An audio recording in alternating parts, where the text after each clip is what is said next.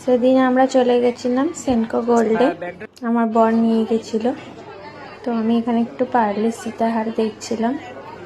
Pure সীতাহারের তো প্রচুর দাম, পার্লের ওপর দেখছিলাম হালকা ওজনে কিছু পাওয়া যায় কিনা। তারপর এখানে দেখছি সেনকো গোল্ড থেকে প্রচুর খাওয়ান দাওয়ানোর ব্যবস্থা হয়েছে, চিকেন কাবাব, ফিশ কাবাব, প্রচুর ভিড়ও হয়েছিল।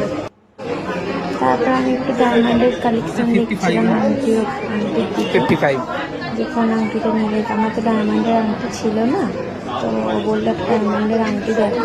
পছন্দই না, মানে আমার ওই হারটা বলে নয়, আমার ওই সীতাহার জিনিস আমার পছন্দ না, পার্লের জিনিস। ঠিক ডিজাইনগুলো পছন্দ হচ্ছিল না। গোল কাটিং এখন পরে না, এখন এরকম দুদিকে পাতার মতো ডিজাইনই আছে। অনেকগুলোই দেখছিলাম, অনেক ছোট ছোট স্টোনের ওপরেও আছে, সলিড স্টোনের ওপরেও ছিল। আমি কনফিউশন হয়ে গেছিলাম কোনটা নেব। এখানে এত ভিড়, তো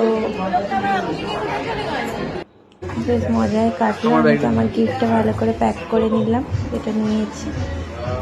এইদিকে তো প্রচুর খাওয়ান দাওয়ান চলছে, মক্কেল বসিয়েছিল।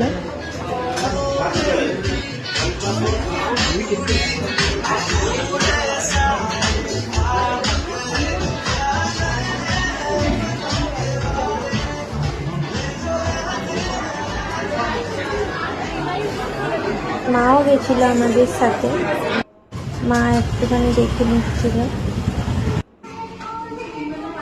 যে